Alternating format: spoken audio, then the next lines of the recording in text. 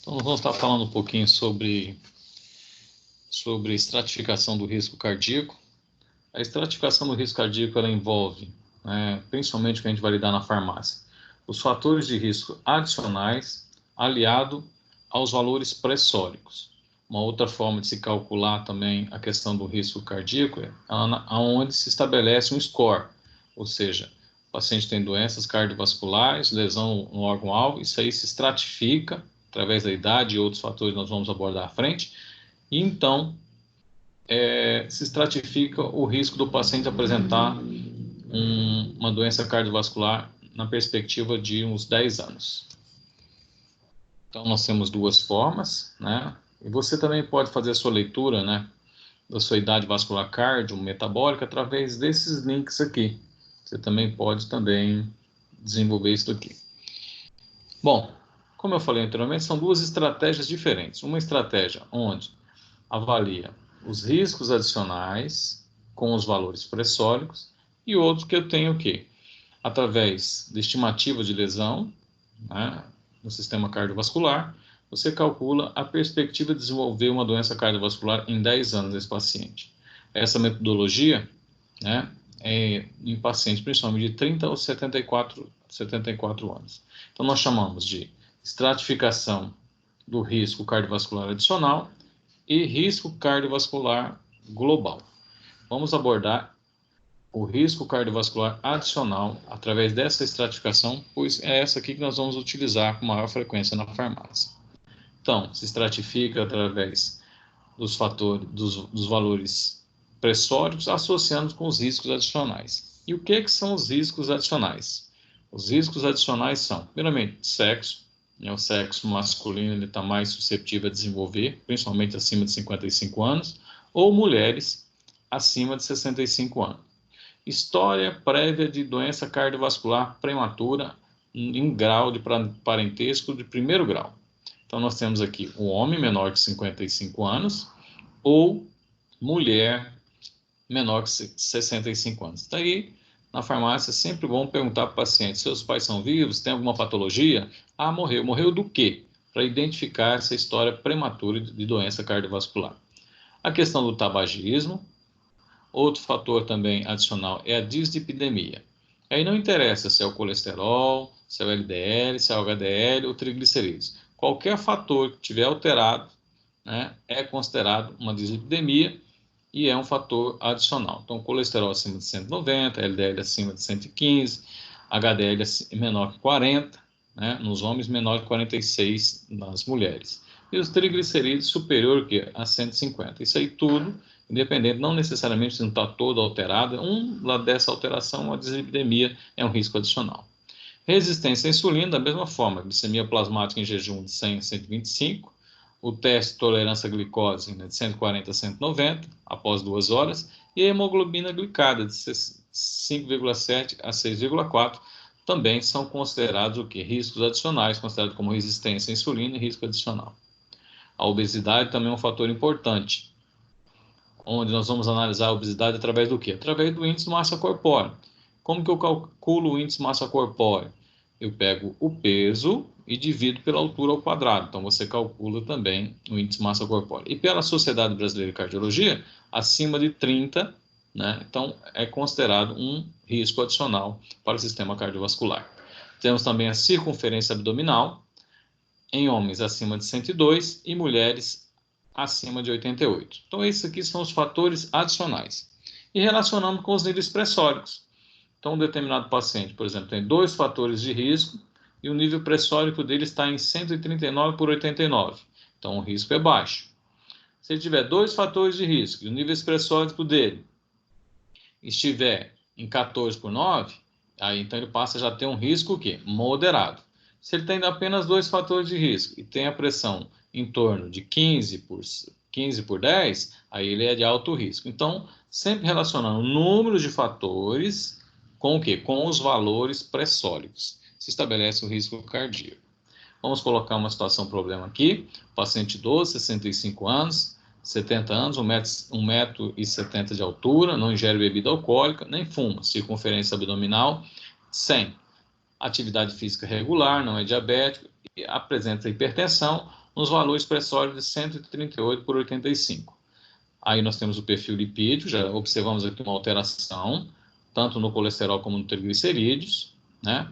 Vamos verificar, então, o índice de massa corpórea. Então, a gente pega o peso e divide pela altura ao quadrado. Então, nós vamos ter um índice de massa corpórea de 24. Então, está bom, tranquilo. Então, quantos fatores de risco nós encontramos nesse paciente? Nós encontramos a idade, encontramos o colesterol.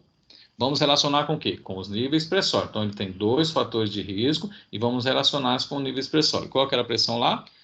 Era 13, 138 por 89. Então, vamos ter o quê? 138 por 89. Nós temos, então, um nível baixo, a questão do risco cardíaco baixo. Outra situação, problema, 65 anos, sexo masculino, 65 anos, 98 quilos, 1,70 m, não bebe, não fuma, circunferência abdominal, sedentário, hipertenso, pressão então de 15 por 10. Aí se observa isso aqui, alteração também do perfil lipídico, a circunferência abdominal já está alterada, e nós calculamos o índice de massa corpórea, nós vamos observar também um aumento dele. Então nós temos idoso, sexo masculino, 65 anos, fuma, circunferência abdominal, perfil lipídico, índice de massa corpórea, e vamos relacionar com o quê?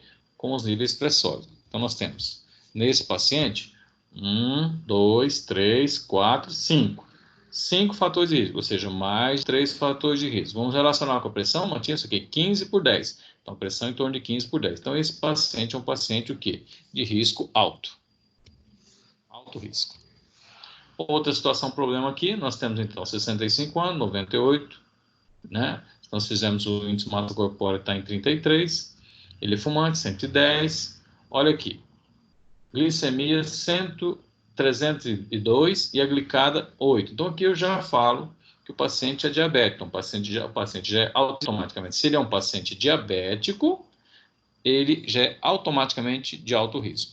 Então nós vamos observar vários fatores de risco, né? Olha lá, idade, tabagismo, dislipidemia, resistência à insulina, circunferência abdominal. Mas pelo fato dele já apresentar o quadro de diabetes, então toda vez que ele estiver apresentando diabetes mellitus, doença renal crônica, doença cardiovascular, angina, insuficiência cardíaca, hipertrofia do ventrículo, né, que é considerado, vamos dizer assim, lesão em órgão-alvo, automaticamente, dependente dos fatores de risco, eles já são considerados uns pacientes de alto risco.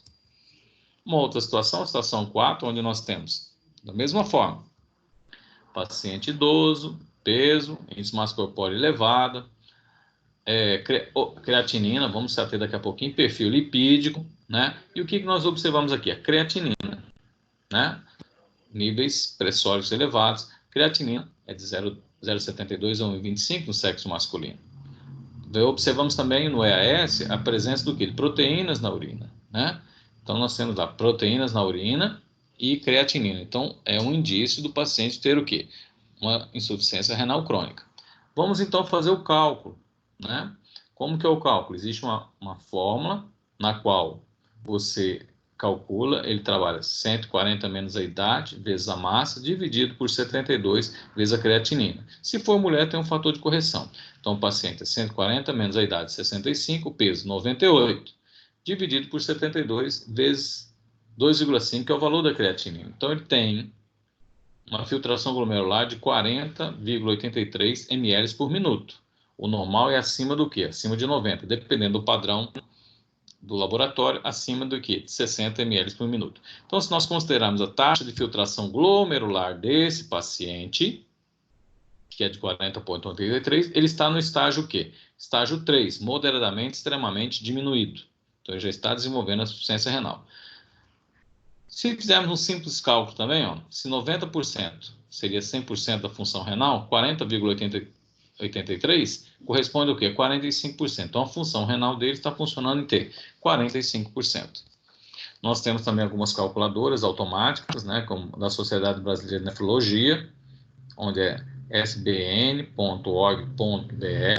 onde você utilidades calculadoras, onde você joga a creatinina, a idade, o peso, automaticamente ele já vai dar a filtração glomerular desse paciente.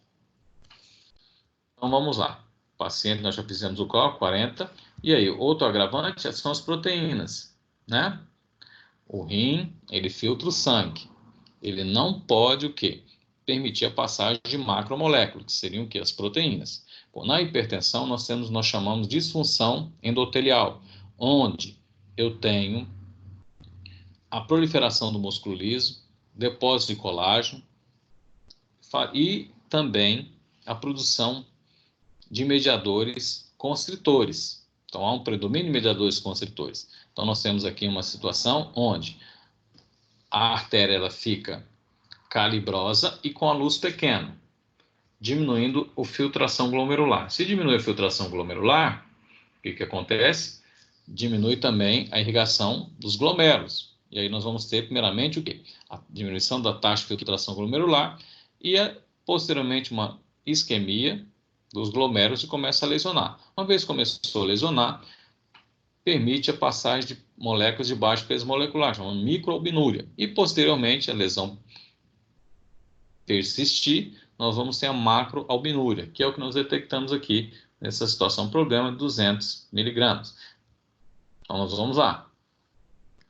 Filtração glomerular do paciente em torno de 40,83 e a presença de proteína de urina de 30 a 300. Então, paciente constatado de insuficiência renal. Bom, se ele já tem um quadro de insuficiência renal, doença renal crônica, automaticamente ele é considerado o quê? Considerado um paciente de alto risco. Bom, podemos também fazer o cálculo através da estratificação do risco cardiovascular global, onde se detecta através do score a possibilidade de desenvolver uma doença cardiovascular nos próximos 10 anos. Como que se calcula isso? Primeiramente, primeira etapa, se tiver a presença de doença aterosclerótica, automaticamente ele já é alto risco, certo? Ou equivalente. Então, se tiver depósito de placa, ele já é alto risco. Ou que é equivalente. O que seria o equivalente? Seria uma doença coronariana, né? Obstrução periférica, ou se já teve um AVC, se já teve uma aterosclerose subclínica com um método diagnóstico, ou seja, um Doppler de carótida, onde tem um depósito lá, então já é, né, considerado também de alto risco.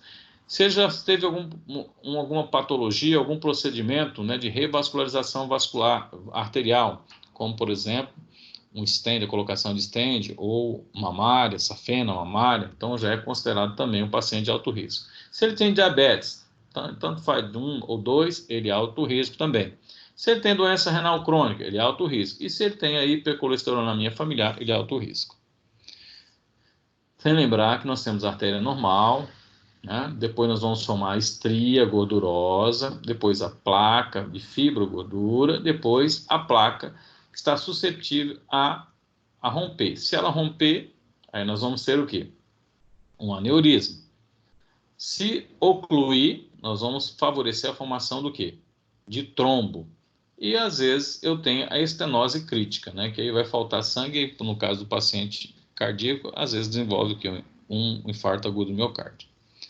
Então, primeiramente, nós temos a formação das estrias, depois a placa nós temos o quê? Já a parte clínica, né? Ela pode se romper, grande parte desenvolver um aneurisma, né? Ou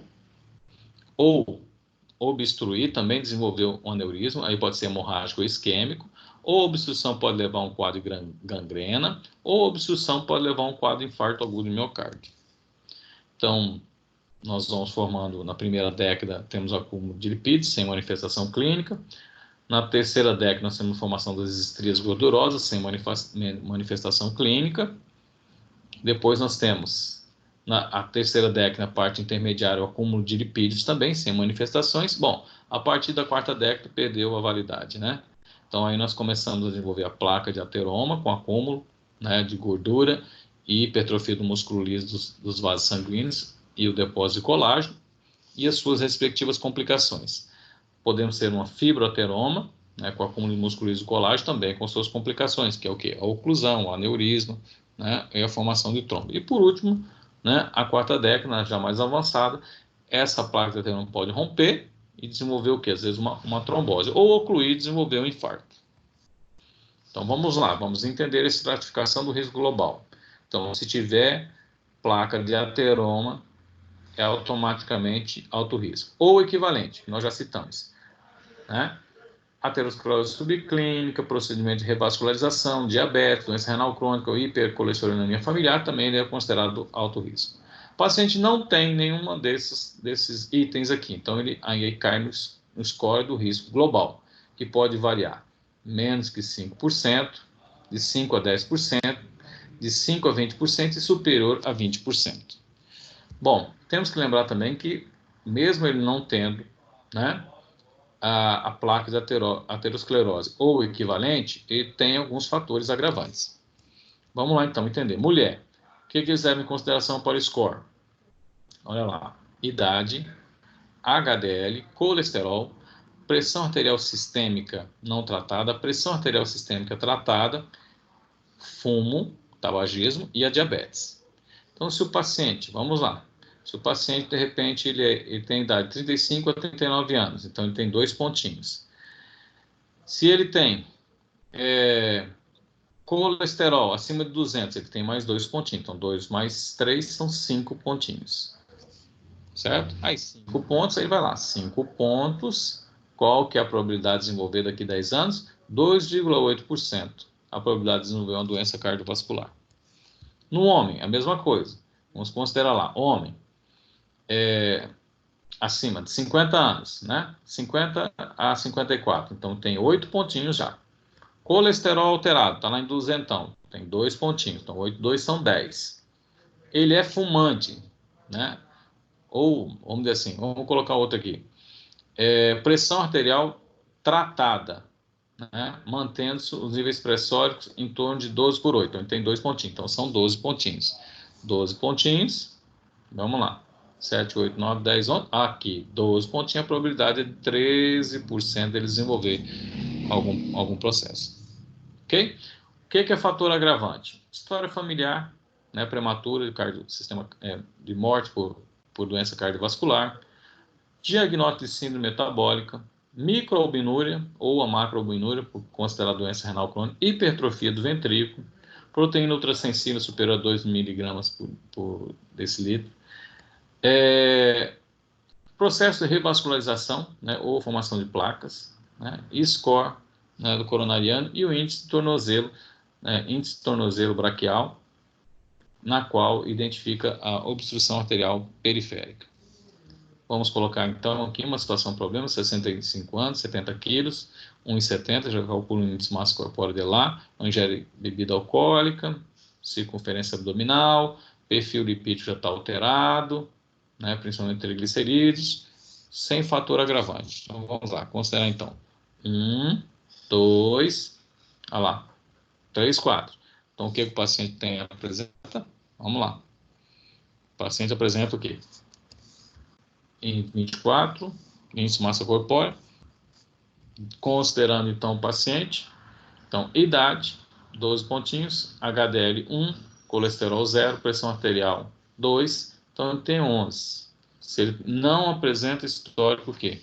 Cardiovascular, né? Não apresenta os agravantes, perdão, de histórico cardiovascular. Então se ele tem 11 ele teria o quê? Um percentual, tem 11 no total de pontos, teria um percentual de 11% desenvolver insuficiência renal, ou desenvolver algum quadro de infarto agudo do miocárdio ou doença cardiovascular. Situação 2. Vamos considerar a idade, fumante, alteração do perfil, não apresenta nenhum quadro de agravo, certo? E os níveis pressóricos em torno de 15 por 10. Então, o paciente ele não tem placa de ateroma, não tem nenhuma alteração ou considerado equivalente, então ele cai no score. Só que ele é do sexo o quê? Masculino. Então vamos lá, qual é a idade? 35, menor que 35, 2 pontinhos. Se ele tem de 65 a 69, 12. Se ele tem alteração no HDL, são mais 2 pontos. Se ele tem colesterol alterado, são mais 4 pontos. Pressão arterial tratada, mas mantém-se em 15, olha, então está nessa aqui, ó, 140 por 159, são mais 4. Se ele fuma, aí são mais 4. Então temos idade, alteração no perfil de HDL, colesterol, pressão arterial, fumo. Então, são 26, sem fator de risco. Muito bem, então são 26 sem fator de risco, ultrapassam mais de 18. Então, a probabilidade de desenvolver infarto agudo do miocárdio ou qualquer outra doença cardiovascular é de 30%. E ficamos, então, por aqui.